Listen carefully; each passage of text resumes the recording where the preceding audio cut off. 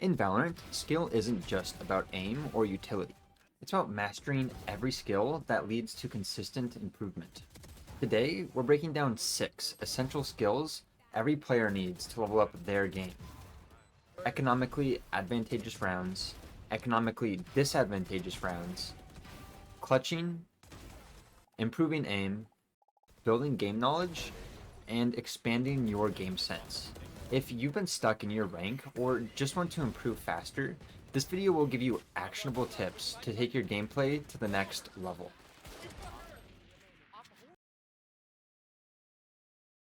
Converting rounds where you have a better buy is a critical skill that separates good players from great ones. These are rounds where you have better weapons, more utility, and better shields. The two biggest tips I can give you are to take the least amount of risks and play with a teammate. As you can see in this round, I started with a trip A, my teammates all grouped B, and then I played slow and safe mid. Eventually, we get the bomb down and think about flanking through mid, but it is too dangerous. Eventually, the round goes badly and my entire team dies. This is how fast winning rounds can go sideways, and why playing controlled specifically on these rounds is more important than anything. Lastly, chasing ecos is super fun and feels great when it works out, but is something you have to be wary of as well. Get your kills and hold until the round is 100% won. Otherwise, you could lose a round when you are 10-3 up and then somehow tie the game in round 28. Now we're on the other side of the coin. Instead of being the full buy team, we now have worse weapons, less utility, and little to no shields. The point, you are expected to lose this round. And the best way to win something you are expected to lose is to make it messy. While one team should be trying to keep the round calm, the eco team should make a play that is risky, like rushing down mid or hiding in corners. I also highly recommend being confident enough to buy a sheriff or marshal on these rounds. It can hurt next round, but can make a big difference with very little credit spent. A different crazy play you can make, specifically on the second round of a half, is to buy an outlaw. This play is so crazy, your opponents will never expect it. Everyone else can buy up or play to juggle the gun when one person dies. Try it out sometime and see if you can trigger the enemy team with this wacky call.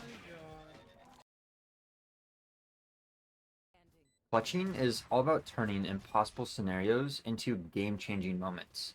Clutching is an overall hard concept to teach and understand, so I will try to go over a couple basic concepts that a player needs to win more clutches. Firstly, let's define what I see as a clutch. A clutch is when you have 2 or less players on your team. This can be against any number of players for the opponents. Thus, the number one skill to have during a clutch is to take calculated risks.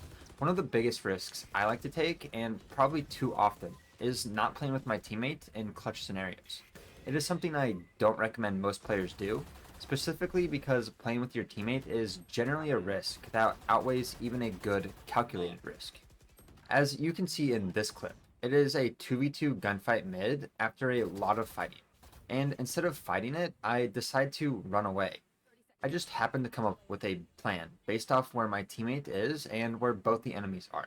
So I run all the way around back to the B bomb site, and this play ends up working, specifically because I didn't hesitate. 1 millisecond and they would have heard me. Be willing to make plays and take risks. The second tip I want to give is make yourself comfortable with taking a slower pace. When a bomb is planted, there is actually a decent amount of time to win the round, unless you are running from the other side of the map. This means you can wait for smokes to drop on tight angles and walk around the bomb site to catch somebody off guard.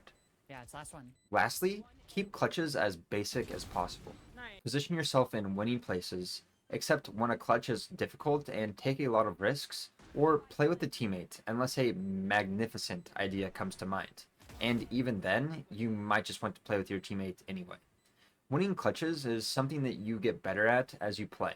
Take your time, learn from failed clutches whenever possible, and try to keep every clutch as basic as possible.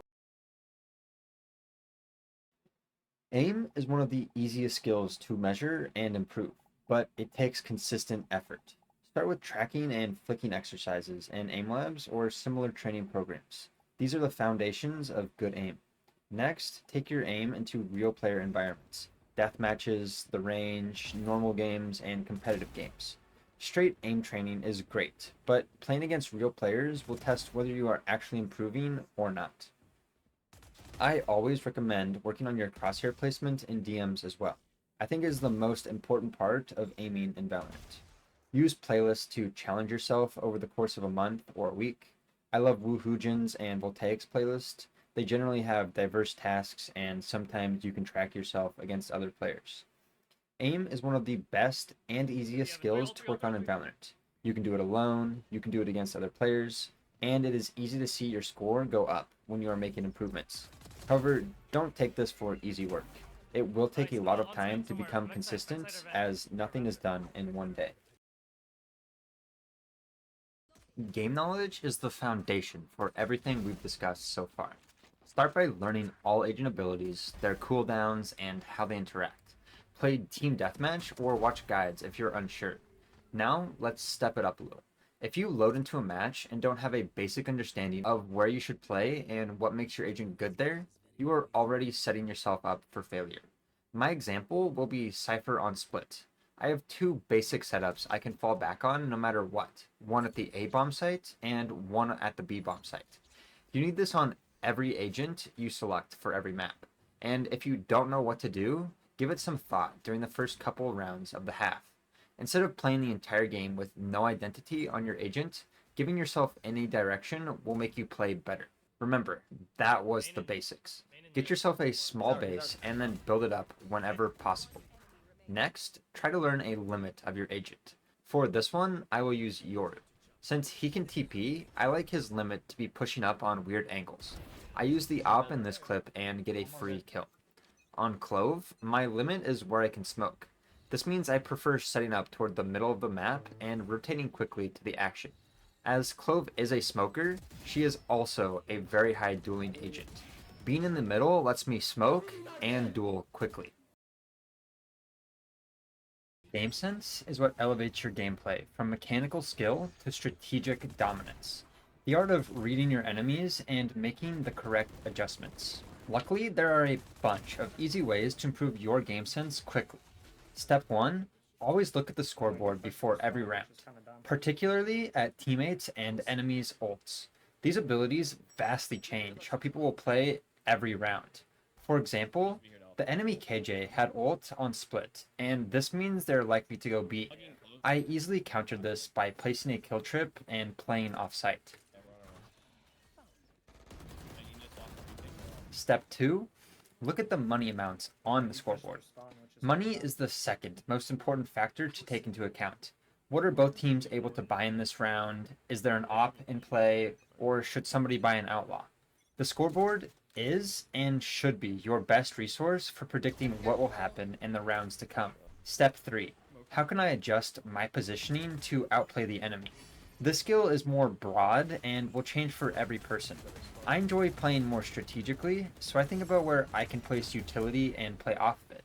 For example, one round I may play here, and then the next I can switch up my setup to catch the enemy off guard based off what happened in the round. For someone who is a duelist, this could be all about taking aggressive fights early in a round instead of playing slower, or vice versa.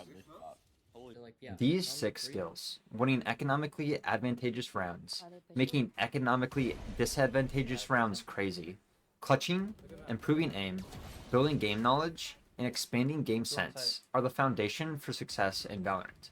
If you focus on improving just one of these at a time, you'll see huge strides in your performance. Let me know in the comments which skill you're working on right now, and don't forget to like and subscribe for more Valorant tips. Thanks for watching, and I'll see you in the next one.